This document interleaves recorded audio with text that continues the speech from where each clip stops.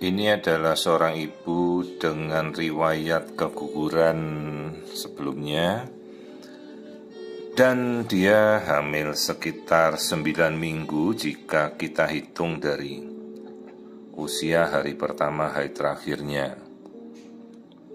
Dan si ibu ini sudah kali ketiga melakukan pemeriksaan USG sejak awal melakukan USG transvaginal. Dan kita memiliki bukti-bukti awal dari USG pertamanya memang usianya benar sesuai dengan sekarang ini 9 minggu. Hanya saja memang dia tanda-tanda subjektif kehamilannya seperti mual tidak ada. Tes packnya jelas positif. Pada awal sekitar 3 minggu yang lalu dia melakukan pemeriksaan dan kantung hamil sudah ditemukan dengan usia kantung sekitar 5 minggu, 6 minggu saat itu memang baru kosong dan jelas memang sesuai dengan usia hamil. Masalahnya dari beberapa pemeriksaan sebelumnya kantung hamilnya kosong, tidak ada isi. Jadi apabila kita mengambil kesimpulan dengan bukti-bukti pemeriksaan sebelumnya kita sudah temukan, dan kali ini saya melakukan pemeriksaan pertama kali pada si ibu di usia hamilnya seharusnya 9 minggu, dan saya hanya menemukan bentuk kantong yang sudah pipih, gepeng seperti ini, dan saya tidak menemukan ada isi apapun dari kantung gestasinya. Bahkan yolk sac pun tak terbentuk. Juga di data USG awalnya di pemeriksaan sebelumnya yolk sac tidak ada. Maka seharusnya kita sudah bisa mengambil kesimpulan bahwa ini adalah hamil tanpa ada isi embrio, atau istilahnya gestational unembryonic atau blighted ovum. Tanda-tanda kehamilan sendiri dia tidak merasakan, hanya tes packnya positif dan ini ada keluar flek darah. Sekali lagi, keluarnya flek darah itu tentunya berhubungan dengan suatu kehamilan yang kemungkinan tidak berkembang baik. Jadi ini adalah suatu mekanisme seleksi alam untuk berusaha mengeluarkan suatu kondisi yang memang tidak berkembang. Apakah kita akan menunggu ataukah kita mengambil kesimpulan terlebih dahulu? Saya lebih memilih kita mengambil sesuai reaksi alam saja, kita tunggu, tidak ada ketergesaan.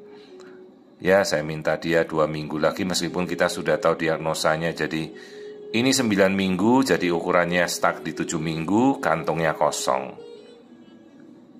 Tentu bisa kita ambil terapi untuk mengeluarkan segera dengan obat, tapi biarkan saja keluar dulu. Nah, masalahnya sekarang kenapa terjadi keguguran? Perhatikan, ini rahimnya bukan suatu kondisi rahim yang normal karena dikelilingi oleh beberapa benjolan miom besar-besar. Dulu pernah dilakukan operasi miom, tapi kemungkinan miom ini tumbuh lagi atau kemungkinan miom yang tersisa itu menjadi besar, jadi sudah 5 tahun yang lalu operasi. Nah, ini 5 cm miomnya yang paling besar. Artinya dengan pertumbuhan miom ini lambat setengah senti per tahun. Artinya miom itu sudah ada dari hampir 10 tahun silam. Masalahnya apakah kita akan mencoba untuk mengoperasi miom? Bisa saja. Masalahnya begitu kita lakukan operasi, artinya proses si ibu untuk hamil lagi kan butuh waktu. Sekalipun dia bayi tabung, artinya butuh waktu untuk pemulihan rahimnya dulu dari operasi miom. Lebih baik kita berusaha untuk mungkin bisa hamil duluan, baru nanti saat kemungkinan bayi terlahir sesar, miomnya sekaligus dibersihkan. Jadi ini rahimnya ibu ini dikelilingi oleh beberapa miom besar-besar. Dan bisa saja sejak dari awal kan dia bersaing merebut makanan calon embrio, kemudian membuat aliran darah, peredaran darah tumbuhnya embrio tidak baik. itu kita tidak tahu. Bisa saja peluang itu menyebabkan hamil kali ini gagal berkembang. Namun kita menjelaskan dan ibu sudah mengerti bahwa ya ini kehamilan yang sama sekali tidak ada isinya. Bisa saja kita mengambil tindakan untuk segera mengeluarkan, tapi saya lebih memilih kita tunggu saja, tidak ada ketergesaan, toh tidak ada perdarahan.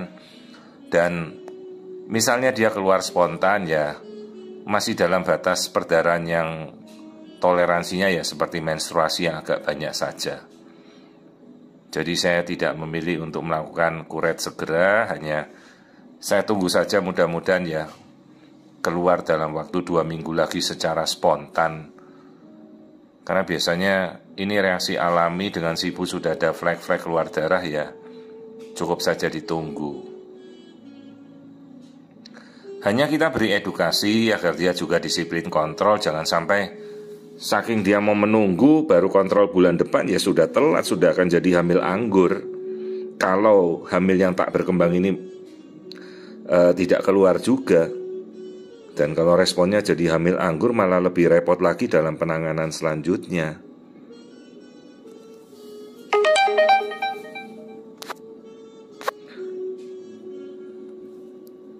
Jadi kita upayakan agar ya dicoba agar dia bisa keluar secara spontan.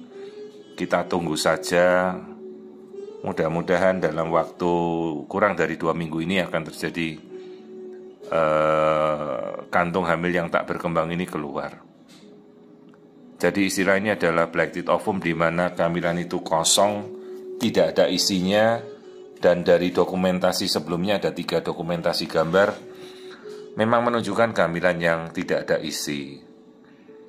Jadi secara usia kehamilan ini sudah 9 minggu tapi tak ada isinya, dan lihat rahimnya ini dikelilingi oleh miom-miom yang besar.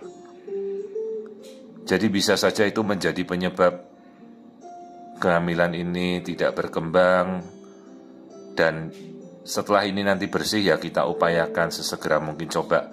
Mungkin si ibu mau menjalankan program, atau opsinya mungkin dia mau ngoperasi miomnya dulu ya. Itu juga semuanya ada tempatnya, tinggal nanti dia memilih yang mana. Jadi ini suatu kehamilan 9 minggu yang kehamilannya kosong tanpa ada isi dan tidak berkembang. Jadi saya mengambil opsi ya kita tunggu saja. Mungkin dalam 2 minggu dia sudah akan luruh sendiri keluar secara spontan. Hanya kita edukasi agar si ibu patuh, disiplin, nanti kontrol dalam waktu 2 minggu. Kalau belum keluar baru kita pancing dengan obat.